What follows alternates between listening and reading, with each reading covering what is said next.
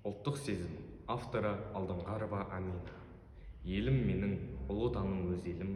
Өн бойыңды от жырыңмен кеземін. Жүрегімнен шығып жатыр гауһар жыр, жүрегіммен сені жақсы көремін.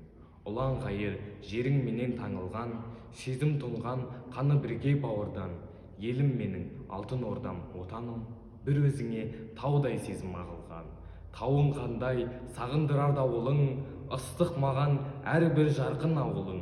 Баурайымнан соғатын сал самалың, ұлы отаным, ыстық сайран сауығым.